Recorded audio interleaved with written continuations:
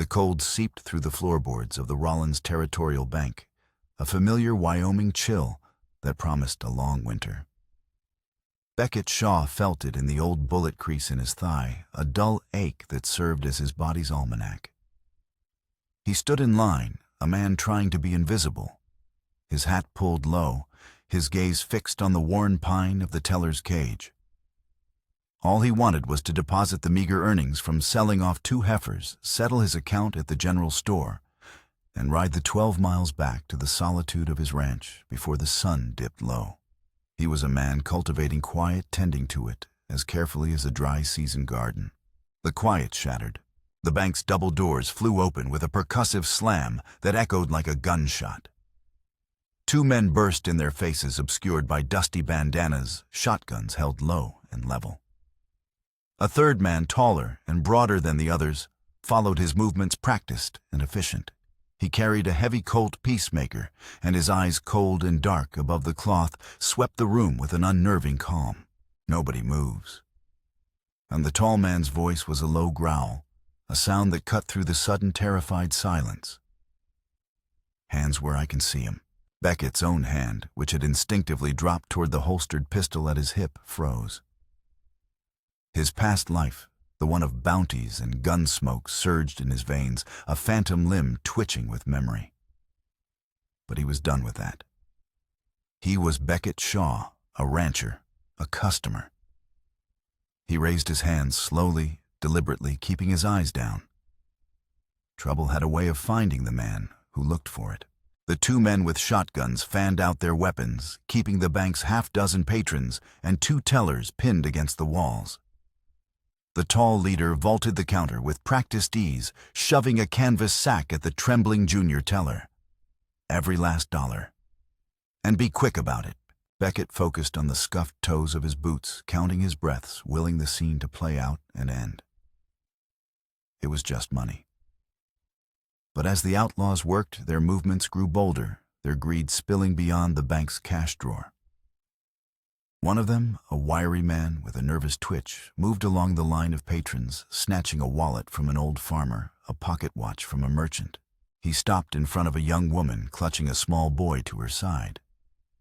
She was a homesteader's wife, her face pale with fear, her dress patched, but clean. The outlaw's eyes fixed on her neck, where a simple silver locket rested against her collarbone. "That's pretty," the outlaw rasped, his voice thin and reedy. "Hand it over." The woman flinched, her hand flying up to cover the locket. "Please," she whispered, her voice barely audible. "It was my mother's. Don't care whose it was. It's mine now." He reached for it. The world narrowed for Beckett.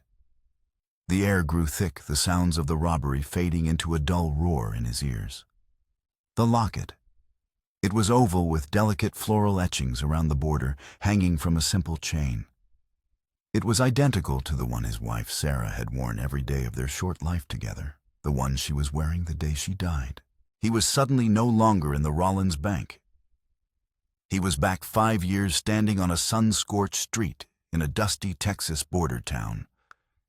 There had been shouting, a dispute over a card game he shouldn't have been in. A man named Cale, drunk and furious, had drawn a gun. Sarah, coming out of the mercantile, had stepped between them, her hand raised, her voice a plea for calm. Beckett had frozen his own gun, half drawn, caught for a fatal second between the instinct to protect and the bounty hunter's calculation of risk. Cale's shot had gone wide of its intended target, but not of her. He remembered the look in her eyes as she felt a mixture of shock and a deep, abiding sorrow. He remembered the silver locket glinting in the harsh sunlight as it lay against the spreading stain on her dress. His failure to act to be the shield she needed had been the defining moment of his life. It was the ghost that rode with him, the silence that filled his empty ranch house. "I said, give it here."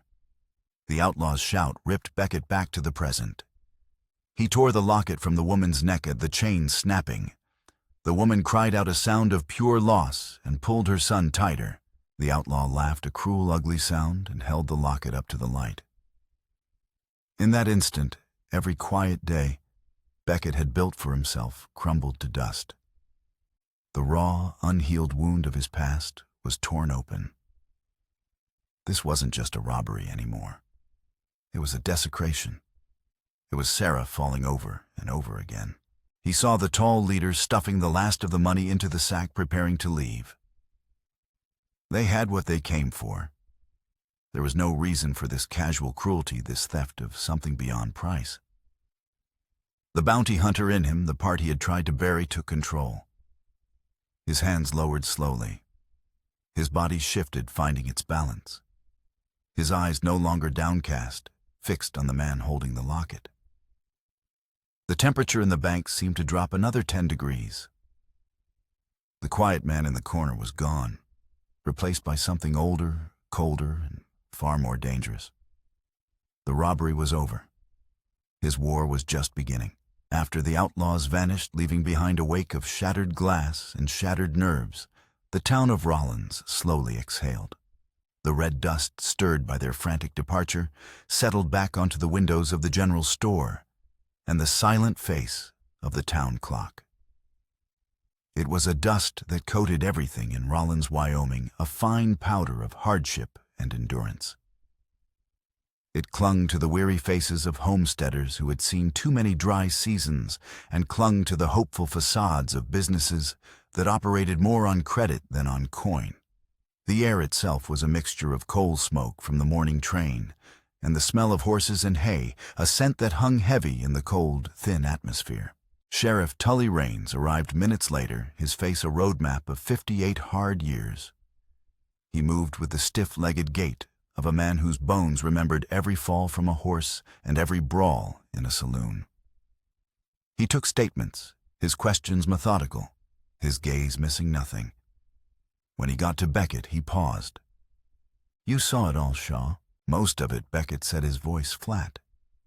He kept the part about the locket to himself. Grief was a private currency not to be spent in public. "Recognize any of them?" Beckett shook his head. Faces covered. The leader was tall, moved like he'd done this before. The one who took the jewelry, wiry, nervous. Sheriff Raines sighed, a sound like dry leaves skittering across a boardwalk. Sounds like the crew that hit the stage near Cheyenne last month. Professionals. He looked around the bank at the frightened faces of his townspeople. They'll be long gone by now. There was an unspoken truth in the sheriff's weariness, a truth that permeated Rollins like the dust. Justice here was a slow, uncertain thing. Power was not held in the sheriff's office with its single deputy and overflowing paperwork. Power resided 12 miles north at the sprawling ranch of Wilson Hargrove. People spoke his name in lowered voices, if they spoke it at all. He was the man who owned the valley's water rights, the man whose cattle grazed on 1,000 hills, and the man whose influence reached all the way to the territorial governor. Hargrove's men swaggered through town with an impunity that chafed at what little law existed. They drank on credit, took what they wanted from the mercantile, and settled their disputes with fists or guns, while Sheriff Raines watched his hands tied by the invisible strings of Hargrove's wealth. To challenge Hargrove was to challenge the very economic survival of the county, a fact that kept honest men silent and ambitious men loyal. Beckett left the bank and walked toward the Fremont and Cumber office, the original purpose of his trip to town all but forgotten. The auction yard behind the office was crowded, the breath of men smoking in the cold air. They were gathered for a different kind of transaction, one the territory considered legal business, but which felt to Beckett like another form of theft. On a low platform stood a woman. Her back was a steel rod, her chin held high against the weight of 100 hungry stares. She wore a torn deerskin dress and a single dark braid, with a small feather lay against her shoulder. She did not flinch or look away as the auctioneer rattled off his practiced chant, turning a human being into a piece of chattel. Her name, he would later learn, was Kiona. She had been taken from her people, captured like an animal, and brought here to be sold into indentured servitude. Beckett's stomach tightened. The scene echoed the raw helplessness he'd felt in the bank, the violation of a person's dignity for the sake of another's gain. He told himself to turn away to buy his fence wire and ride home. This was not his fight. He had spent his savings trying to erase one debt of conscience. He couldn't afford to take on another. He watched her scan the crowd, her eyes flat and intelligent, wasting nothing. In her gaze, he saw a familiar fire, the same defiant blaze he had once used to shield himself when the world seemed intent on taking everything he had. The world had taken Sarah. It had taken his peace. He'd be damned if he'd stand by and watch it take this woman's spirit, too. "And we have a starting bid of $50, the auctioneer cried, pointing to a portly merchant. "60, shouted another man, one of Hargrove's ranch hands, a cruel-faced man named Jed. He grinned, his gaze lingering on Kiona in a way that made Beckett's knuckles ache. Jed and another of Hargrove's men began bidding against each other, driving the price up with casual arrogance, a game for their own amusement. The crowd laughed along, enjoying the spectacle. But Beckett saw Kiona's shoulders tense, the barest flicker of fear in her otherwise stoic expression. This was Hargrove's town, Hargrove's game, and this woman was just another prize to be claimed. The image of the stolen locket flashed in Beckett's mind, a symbol of something precious and personal being ripped away by brute force. He couldn't get that locket back, not yet. But he could stop this. $150, Jed called out, looking around as if daring anyone to challenge him. The auctioneer beamed. $150 from Mr. Hargrove's man. A fine price for a strong worker, going once. Beckett raised his hand. His voice when he spoke was quiet but carried the weight of a final judgment. $300. A hush fell over the yard. It was a sum that went far beyond sport. It was the price of a good horse, of a small herd of cattle. It was a statement. Coins stopped jingling. Boots stopped shuffling. Jed's sneering grin vanished, replaced by a look of stunned disbelief, then anger. He turned to face Beckett, his eyes narrowed. "Big spender today, Shaw. Thought you were done playing for high stakes. Some things don't have a price."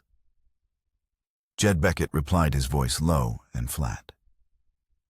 "You wouldn't understand." Jed's hand drifted toward his pistol. "Maybe you'd like to explain it to me." Sheriff Raines, who had been watching from the porch, pushed himself off the post he was leaning against. "That's enough, Jed. It's a legal auction." Mr. Shaw made a bid. Jed glared, but the sheriff's presence reluctant as it was held him in check. He spat on the ground. "Hargrove ain't gonna like this." He turned and shoved his way through the crowd, his message clear. This wasn't over. The auctioneer, flustered, quickly finished the sale. "Sold to Mr. Beckett Shaw for $300. Beckett ignored the murmurs and the resentful stares. He walked to the clerk's table, counted out the money that was supposed to last him through winter, and took the bill of sale. He glanced at the paper. In the space for the woman's name, it was blank. They hadn't even bothered to ask. A hot, quiet rage burned in his throat. Without a word, he tore the document in half and let the pieces fall into the dust. He walked to the platform and looked up at Kiona. He didn't offer a hand, didn't make a gesture of ownership. He simply met her gaze, one survivor to another. "You're coming with me," he said, his voice quiet enough that only she and the men nearest them could hear. It wasn't an order. It was an offer of escape. He turned just enough to show her the way out, a clear path toward the street and the open road beyond. He had just spent his last dollar not to buy a person, but to set one free, an act that put him squarely in the crosshairs of the most powerful man in the territory. The quiet he had so carefully cultivated was gone for good. The 12 miles from Rollins to Beckett's ranch were a study in tension. Every gust of wind across the high plains sounded like the hoofbeats of pursuit. Every shadow stretching from a rocky outcrop looked like a waiting rider. Beckett rode with the Henry rifle loosened in its scabbard, his gaze constantly sweeping their back trail. Kiona rode beside him, her posture erect, her hands now free of their bonds, resting lightly on the reins of the spare mare. The silence between them wasn't empty. It was filled with the unspoken questions of what had just happened and what would happen next. They were less than halfway home when Beckett's vigilance paid off. He saw at first a flicker of movement on a distant ridge to their right, then another. Not dust from a lone traveler, but the coordinated movement of men trying to stay out of sight, riders. He set his voice low and calm, betraying none of the cold certainty settling in his gut. 3 of them, trying to flank us. Kiona's eyes followed his, and she gave a single sharp nod. There was no panic in her, only a focused readiness that he recognized from the auction platform. "There's a dry wash 200 yards ahead," Beckett said, pointing with his chin. "It'll give us cover. When I say ride for it, hard." They continued at a steady pace, trying not to signal that they'd spotted the ambush. The riders on the ridge disappeared, moving to get ahead of them. The trap was being set. Beckett could feel the seconds stretching, his senses heightened. He could hear the creak of his saddle, the soft thud of the horse's hooves, the whisper of the wind sounds that were suddenly the prelude to violence. "Now," he yelled. He kicked his horse into a desperate gallop, and Kiona was right with him. They raced across the open ground, and the wind tearing at them. The ambushers, their trap sprung too early, burst from behind a cluster of boulders ahead. Jed was in the lead, his face twisted in a furious sneer. Gunshots cracked the air bullets, whining past their heads. They reached the edge of the wash and plunged down the gravelly bank, the horses sliding the last few feet. The embankment provided a shallow but vital shield. Beckett leaped from his saddle, pulling the Henry free as his boots hit the ground. He shoved his horse's reins into Kiona's hand. "Keep them down," he ordered, trusting she understood. He scrambled to the lip of the wash, resting the rifle on the edge. He didn't fire to kill, not yet. He fired to control the fight. He put a shot into the dirt in front of Jed's horse, causing the animal to rear and scream. He sent another, splintering the rock near the second rider's head. The third man, seeing the determined accuracy of Beckett's fire, pulled up short, seeking cover. The initial rush was broken. While Beckett kept them pinned, Kiona proved her own resourcefulness. She wasn't a passive victim waiting for rescue. She calmed the panicked horses, her voice a low, steady murmur. Then, tearing a strip of cloth from the hem of her worn dress, she quickly fashioned a sling for her arm, the one with the worst of the rope burns, to give it support. With her good hand, she rummaged through Beckett's saddlebags, pulling out his spare box of cartridges. She crawled to his side, laying the ammunition within easy reach without a word. They were a team forged in an instant of shared danger. "They'll try to come at us from the sides," Beckett shouted over the sporadic gunfire. "Try to get a better angle." Jed, his horse now under control, was yelling orders. 2 of them dismounted, rifles in hand, and began working their way around the wash. The fight was turning from a chase into a siege. Beckett knew they couldn't stay here. Sooner or later, Hargrove's men would surround them. He looked at Kiona. Her eyes were clear, her breathing steady. She was watching the ridge, tracking the movements of the flanking riders. "The one on the left is moving faster," she said, her voice even. "He'll have a clear shot in a minute." Beckett made a decision. "When I fire next, it's going to be at Jed. It'll draw their attention. That's your moment. Take the horses and ride west toward the sun. Stay low. Don't stop for anything." She stared at him, her expression unreadable. "And you?" "I'll hold them here. Give you a head start. Then I'll follow." It was a lie, and they both knew it. 1 man on foot against 3 on horseback was a death sentence. Kiona shook her head. "No." She picked up a heavy rock from the bed of the wash. "We leave together, or not at all." Her defiance, her refusal to be a liability, struck something deep in Beckett. It was the same spirit he'd seen at the auction, the same strength Sarah had possessed. This time, he wouldn't fail. "All right," he said, "a new plan forming. Then we give them a surprise." He reloaded the Henry, his movements quick and sure. "The horses," he said to Kiona. "Slap them hard on the rump. Send them running east back the way we came." She understood immediately. A diversion. While she crept toward the horses, Beckett took careful aim. He fired twice in quick succession, not at Jed, but at the loose scree on the slope just above the two flanking men. The bullets kicked up a shower of dirt and rock, forcing them to duck for cover. At the same moment, Kiona brought her hand down hard on the flank of her mare, then Beckett's gelding. The horses, already spooked, bolted from the wash, racing back toward Rollins. "There they go," one of the men shouted, tricked by the ruse. "They're on foot." Jed and his men, believing their prey was trapped and exposed, grew reckless. They rose from their cover, moving in for the kill. It was the opening Beckett needed. "Let's go," he yelled to Kiona. Keeping low, they scrambled down the wash away from the fight, using the winding channel as a trench. The gunfire behind them became more frantic as Jed's men realized their mistake. But it was too late.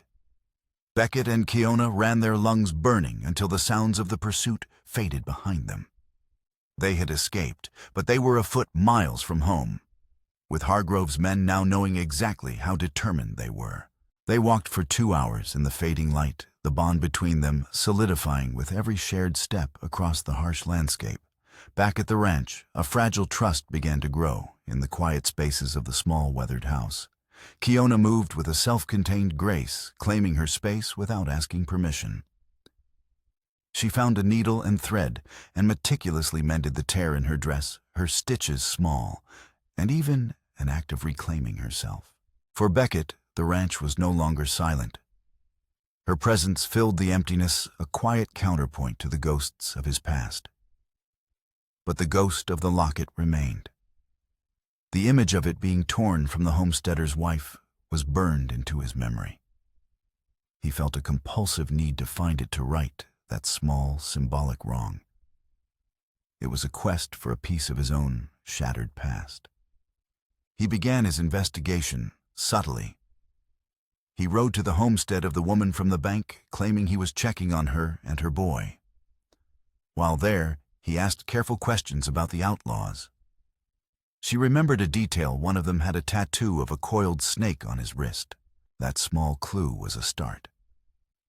He spent the next few days visiting the ranches of his few trusted neighbors' men, who also chafed under Hargrove's thumb. He didn't speak of his true purpose, only of the bank robbery, asking if they'd seen strangers in the area. From one he learned a gang fitting the description had been seen camping near Black Creek on Hargrove's northern range. The pieces were beginning to connect. He and Kiona rode to see their new allies. Mrs. Dayton, empowered by her decision to act, gave them more than just the letter. She recalled a conversation she'd overheard, providing them with a hand-drawn map of a secret trail Hargrove's men used to move cattle, and likely themselves unseen. Their next stop was Dr. Mills. The doctor, his face grim, revealed a crucial piece of information. A man was brought in last month, shot up in a saloon brawl. One of Hargrove's men. Before he died delirious with fever, he mentioned a name, Kane. Said Kane was bringing in new guns for a big job. A snake tattoo. A camp on Hargrove's land. A name. The robbery was no random act of violence. It was a piece of a larger, more sinister puzzle, and all the pieces pointed toward Wilson Hargrove. Beckett knew he had to confront him. He wasn't just investigating a robbery anymore. He was investigating the man who was strangling the life out of the entire valley. He had enough to ask the questions, but he had no idea that the answers would unearth a history of vengeance so deep and twisted it would change everything. The ride to Wilson Hargrove's ranch was a journey into the heart of power. The Bar H was less a ranch and more a kingdom, its fences stretching for miles, its gates imposing and guarded. Beckett rode alone, having insisted Kiona remain at home. This was a confrontation. He had to face himself. The air grew colder as he approached the main house, a sprawling 2-story structure built of dark timber and river stone. A fortress designed to intimidate. Hargrove received him not on the porch, but in a study lined with leather-bound books and maps of the territory. A fire roared in a massive stone hearth, but it offered no warmth, only a flickering predatory light. Wilson Hargrove was a man in his late 50s, impeccably dressed with silver hair and eyes as pale and cold as a winter sky. He exuded an air of absolute control. "Mr. Shaw," Hargrove said, gesturing to a leather chair Beckett did not take. "An unexpected visit." "To what do I owe the pleasure?" His voice was smooth, educated, the polite language barely concealing the menace beneath. "I'm here about the bank robbery," Beckett said, getting straight to the point. Hargrove raised an eyebrow. "A terrible business. I've offered the services of my men to Sheriff Raines to help track the culprits." "You can call them off," Beckett said. "I think you already know who they are.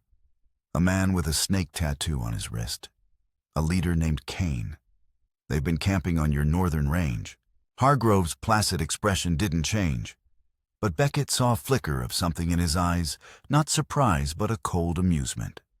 Hargrove walked to a sideboard and poured himself a brandy.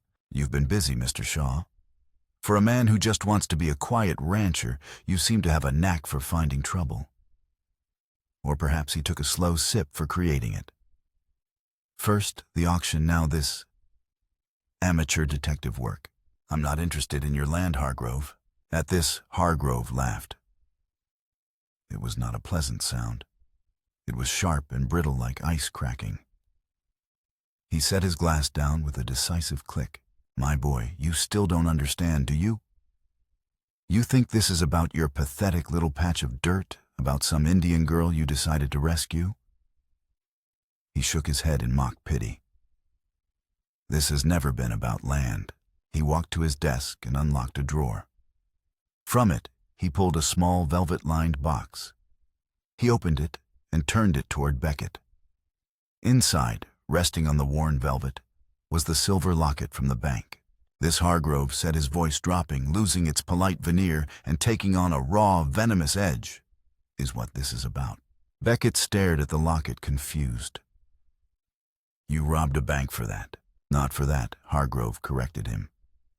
"For this." He reached into the box and his fingers brushed the locket aside, revealing another one beneath it, hidden by a false bottom.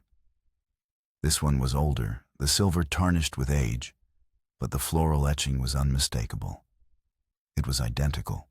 "That locket," Hargrove said, his voice thick with a lifetime of hatred, "belonged to my mother. It was the only thing of value she had left after your father destroyed our family." The words hit Beckett like a physical blow. "My father..." Judge Alistair Shaw Hargrove spat the name like a curse. The great, incorruptible circuit judge. He came through this territory 30 years ago, dispensing his righteous brand of justice. "My father was a freighter, a good man, who made one mistake: he took on a partner who cooked the books.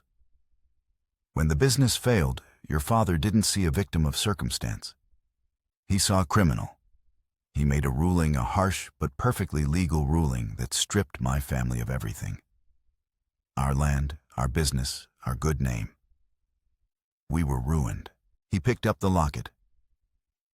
"Your father acquired this as part of the settlement. A trophy, perhaps. My mother died a year later of a broken heart. My father drank himself into an early grave. I was 10 years old, Mr. Shaw. I spent the next 30 years of my life clawing my way back, rebuilding, vowing that I would one day have my revenge on the name of Shaw." The entire conflict snapped into a terrifying new focus for Beckett. This wasn't business. This was a vendetta. "The bank robbery," Beckett said, his mind racing. "You staged it just to get that locket back." "It was the perfect opportunity," Hargrove smiled. "Create a bit of chaos, terrorize a few landowners I've been meaning to persuade, and retrieve the last piece of my family's honor from the bank vault, where your father so thoughtfully stored it. The locket taken from that woman in the bank was just a bonus, a bit of misdirection for anyone who might get too curious. Like you." Hargrove's eyes bored into Beckett, all pretense of civility gone. "I don't want to buy your land, Shaw. I want to burn it to the ground. I want to take everything from you just as your father took everything from me. I want you to die with the taste of ash in your mouth, knowing your legacy is nothing but dust. The girl Kiona is just the first piece I will take. When I am done, the name Shaw will be nothing but a bitter memory in this valley. Beckett stood frozen in the center of the opulent room.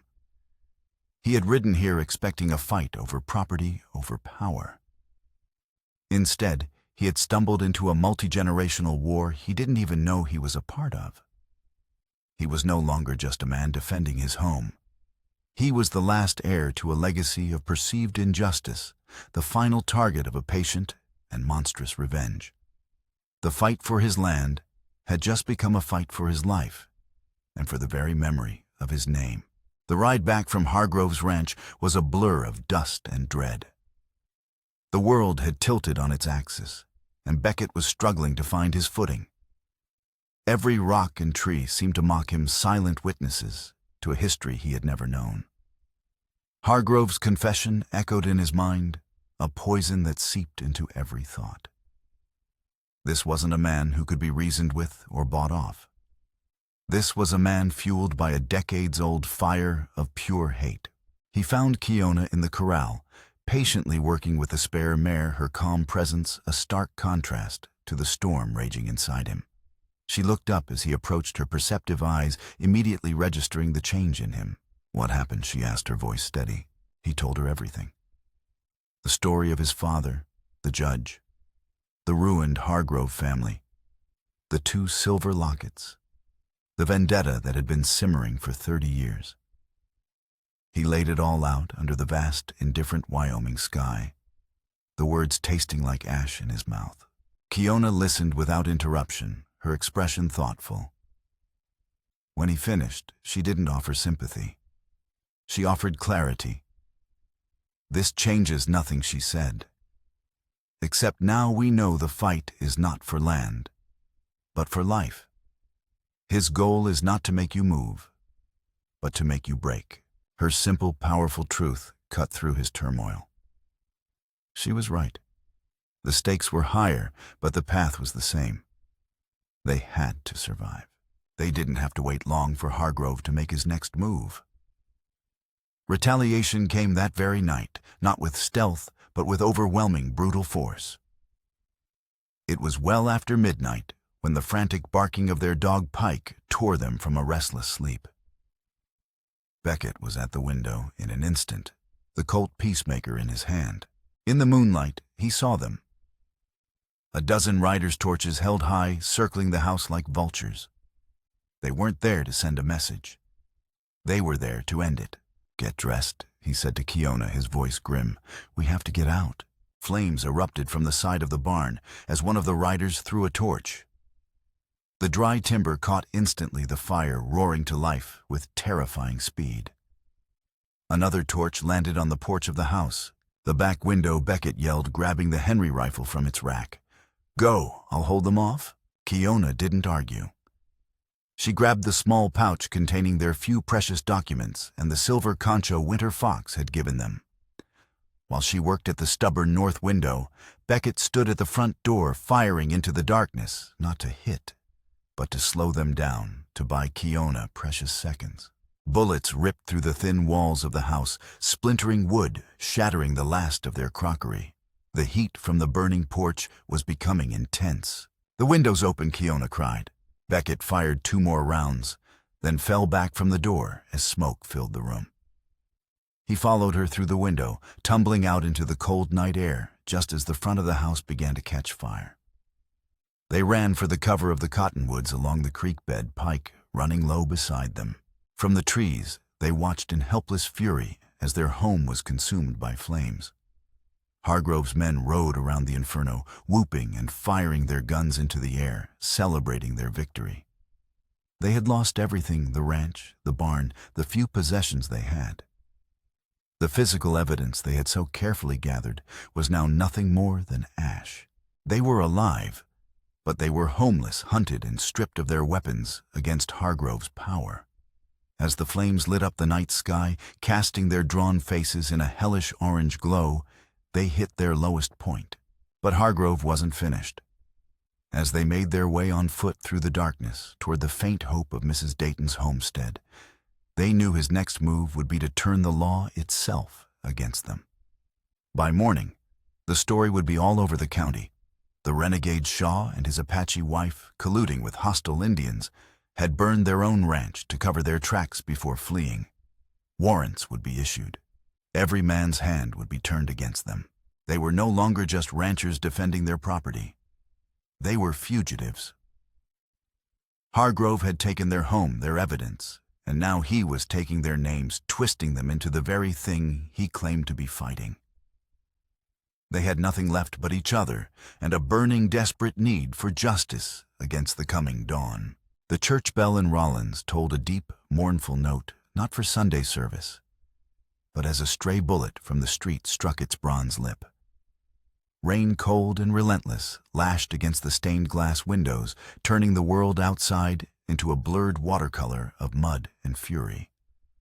The storm had descended on the town an hour ago, a physical manifestation of the violence that had been brewing for weeks. It had turned the streets to rivers, cut Rollins off from the outside world, and trapped them. Inside the church, Beckett Shaw knelt behind an overturned pew, the Henry rifle hot in his hands. He risked a glance over the top. Across the street, barricaded in the saloon, Wilson Hargrove and his dozen hired guns returned fire, their shots splintering the church's heavy oak doors. They had been cornered here an hour ago. After losing the ranch, they had become ghosts moving between the homesteads of their few allies, gathering what scraps of a case they could. They had found 2 more ranchers willing to testify a blacksmith Hargrove had ruined. Their numbers were growing, but so was Hargrove's desperation. He knew the circuit judge, an honest man named Hawkins, was due in a matter of days. He had to end this now. Beckett Keona, a wounded Sheriff Raines, Dr. Mills, and Mrs. Dayton's brave son Samuel were all that was left. They had made their stand in the church, the town's symbolic heart, now a battlefield. Thunder cracked overhead, shaking the very foundations of the building, and a flash of lightning illuminated the scene in a terrifying strobe-like tableau. Keona, her face set and determined, reloading a pistol for the sheriff. Dr. Mills, his medical bag open, pressing a bandage to Raines's bleeding shoulder. Samuel, barely a man, firing a shotgun from a side window with a steadiness that belied his age. The stakes were absolute. This was not a fight they could walk away from. If they lost, Hargrove would not only kill them, he would erase them, rewriting their story into one of villainy and justifying his reign of terror for good. "They're trying to cross the street," Samuel yelled from his window. Beckett saw them, 3 of Hargrove's men, using the torrential rain as cover, sprinting for the church's side door. He took a steadying breath, the smell of gunpowder and wet wool filling his lungs. He lined up his shot, squeezed the trigger, and one of the men stumbled, crying out as he fell into the muddy street. The other 2 scrambled back to the saloon. A lull followed, the only sounds, the drumming of the rain and the groans of the wounded man outside. Then Jed's voice, raw with hate, cut through the storm. "You're a dead man, Shaw. Hargrove wants you to know something before you die. It ain't just your father you gotta thank for this." Beckett frowned, confused. What more could there be? "Your wife Jed," screamed, his voice unhinged. "Your pretty Sarah, that card game in Texas. The man who shot her, Hargrove, paid him to start the fight, to make you look like a coward who couldn't protect his own woman. He wanted to break you. Then, just like he's gonna break you now, the world dissolved into a roaring red haze. Sarah. Her death hadn't been an accident, a tragic consequence of a stupid fight. It had been a move in Hargrove's twisted 30-year game, a calculated act of cruelty designed to destroy him soul first. Every moment of guilt, every sleepless night, every ounce of self-loathing he had carried for 5 years had been manufactured by the man across the street. An inhuman sound, half grief, half rage, tore from Beckett's throat. He rose from behind the pew, oblivious to the danger, ready to charge into the street and tear Hargrove apart with his bare hands. Beckett, no Keona's voice cut through his rage. Her hand clamped onto his arm, her grip like steel. Don't let him win. Don't become him. Her words, her touch were an anchor in the hurricane of his fury. He looked into her eyes and saw not pity, but a fierce shared strength. She was right. To give in to blind vengeance was to let Hargrove remake him in his own monstrous image. His father had stood for the law. In this moment, Beckett had to decide if he would honor that legacy or spit on it. Just then, a flash of lightning illuminated the saloon's second-story window. And there he was. Wilson Hargrove, standing there, unarmed, looking out at the battle, a grim smile of satisfaction on his face. He thought he had won. He had delivered his final soul-crushing blow and was watching his enemy crumble. Beckett raised the Henry. The rifle felt steady in his hands. He had a clear shot. He could end it all right now. One bullet and 30 years of pain and vengeance would be over. The monster who had orchestrated his wife's murder would be dead. His finger tightened on the trigger. He looked at Kiona. He looked at the weary but resolute face of Sheriff Raines. He thought of his father, a man who, whatever his faults, had believed in the structure of justice. Killing Hargrove now would be an act of personal revenge, the very thing that had twisted Hargrove into a monster. Capturing him, forcing him to face a judge and a jury, would be an act of justice. It would honor Sarah, not just avenge her. With a shuddering breath, Beckett lowered the rifle's aim.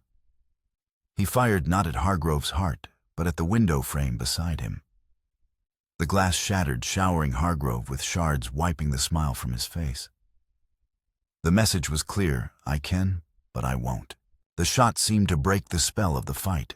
From the street, Sheriff Raines' deputy, who had been pinned down behind a water trough, yelled, "The back of the saloon is clear. They're all in the front." That was the opening they needed. "Samuel, Dr. Mills, keep them busy from the front," Beckett commanded. "Kiona with me." They slipped out the church's rear vestry door, circling around the back alleys, the storm masking their movements. They reached the rear of the saloon. Beckett kicked the door in, and they stormed inside. The element of surprise was total. They moved through the back rooms, capturing 2 of Hargrove's men before they could even react. The final confrontation took place in the main saloon, a desperate close-quarters firefight amidst overturned tables and shattered mirrors. It ended with Beckett facing down Jed, both men out of bullets, their guns empty. They lunged at each other, a brutal, primitive struggle. But Beckett was fighting for justice, for the memory of his wife, for a future with Kiona. Jed was just fighting for a paycheck. Beckett slammed him against the bar, and the fight went out of him. Silence fell, broken only by the rain and the ragged breathing of the survivors. Hargrove stood alone by the shattered front window, his empire of fear collapsing around him. He looked at Beckett, his face a mask of disbelief and pure, undiluted hatred. He had lost. Beckett walked toward him, and the empty Colt in his hand. He didn't raise it. He simply stood before his family's nemesis, the man who had cost him everything and made a choice. He chose the law. "It's over, Hargrove." As if on cue, the fury of the storm broke with the dawn. The rain softened to a drizzle, and a pale, watery light filtered through the clouds, revealing the devastation of the night. The main street of Rollins was a churned river of mud, littered with shattered glass, splintered wood, and the debris of a small war. Townspeople emerged cautiously from their homes, their faces pale with a mixture of fear and awe. They saw Beckett and Kiona, soot-stained and exhausted, standing guard over a sullen line of captured outlaws. They saw Sheriff Raines, his arm in a sling fashioned by Dr. Mills, formally placing Wilson Hargrove under arrest, his voice ringing with a newfound authority. The invisible strings that had constrained him for so long had been severed. The battle was over, but the work of healing was just beginning. Kiona, moving with a quiet grace that commanded respect, began tending to the wounded, her knowledge of field medicine proving as vital as any bullet had been.